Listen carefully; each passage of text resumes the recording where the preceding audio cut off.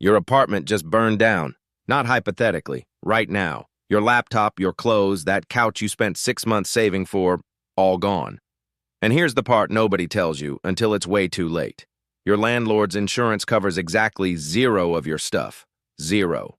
But there's a policy that costs roughly the same as one door land order per month that would replace every single thing you own, usually within 48 hours. I'll show you exactly what that is, what it actually costs, and why almost 2/3 of renters under 30 don't have it. But first, let's do something uncomfortable. Let's actually add up everything in your apartment. Most people, when I ask them what their stuff is worth, they give me a number like $3,000, maybe $4,000. They're always wrong. Always. Let me walk you through it. Your laptop, $1,500 if it's a MacBook. Maybe more. Your clothes. Not the fancy stuff, just the regular stuff.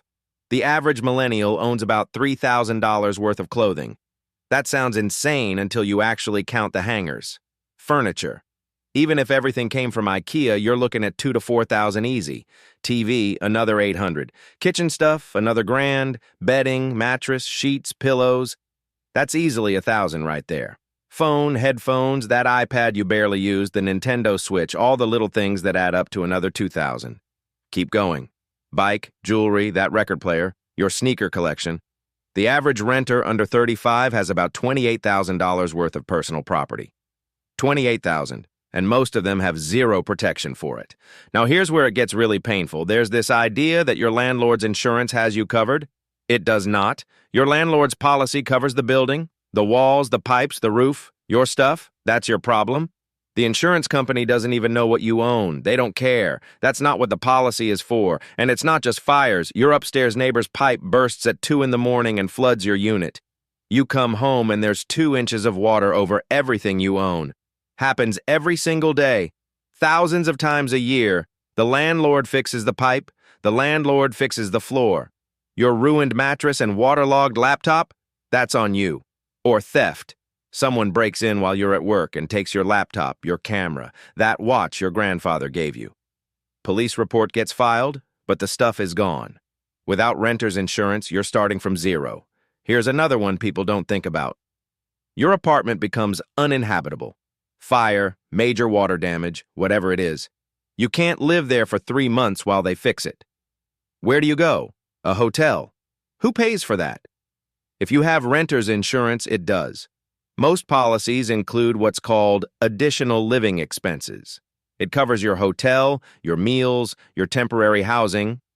Without it, that's coming out of your savings, or going on a credit card, or for a lot of people, calling family and asking for help.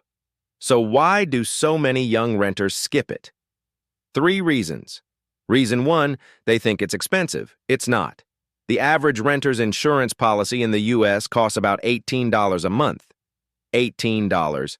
That's less than most streaming services. For the whole year, you're looking at around $180 to $300 depending on where you live and how much coverage you want. Reason 2, they think they don't own enough to insure. We already covered this. You own more than you think. And even if you genuinely don't own much right now, the policy also covers liability. Which brings me to something most people never consider. Someone gets hurt in your apartment, a friend trips over your rug, goes down hard, breaks their wrist. Or your dog bites someone, or you accidentally leave the stove on and cause damage to neighboring units. You can be held personally liable. We're talking tens of thousands of dollars in medical bills or property damage. Renter's insurance typically includes $100,000 in liability coverage. Some go up to $300,000. That alone is worth the $18 a month. Reason 3, they just don't think about it. Nobody sits around on a Saturday thinking about insurance. It's boring. It's not urgent. Nothing has happened yet, so it feels like nothing will happen. That's not a strategy. That's hoping. Let me tell you about the thing that actually surprises people the most. Renter's insurance can also cover your stuff when it's not even in your apartment. Your laptop gets stolen from a coffee shop. Your bike gets taken off your car at a trailhead. Your luggage disappears on a trip. Most renters' policies cover your personal property anywhere in the world. So that $18 a month isn't just protecting your apartment. It's protecting your stuff wherever you are. Now, how do you actually get it? It takes about 15 minutes, maybe less. You go to any major insurance company's website, State Farm, Allstate, Geico, Liberty Mutual, whoever. You put in your address, you estimate how much your stuff is worth, and you pick a deductible. The deductible is what you pay out of pocket before the insurance kicks in. Usually that's $500 or $1,000. Lower deductible means higher monthly cost. Higher deductible means lower monthly cost. For most people, a $500 deductible makes sense. You can also call an independent insurance agent. They don't work for one company.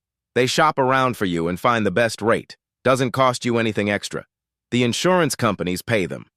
One thing to pay attention to: actual cash value versus replacement cost. This matters a lot. Actual cash value means the insurance company pays you what your stuff is worth right now after depreciation. So that laptop you bought 2 years ago for $1,500, they might cut you a check for $600. Replacement cost means they pay you enough to actually buy a new equivalent item. Replacement cost coverage costs a little more, maybe $3 to $5 extra a month. It is almost always worth it. Here's something else to know.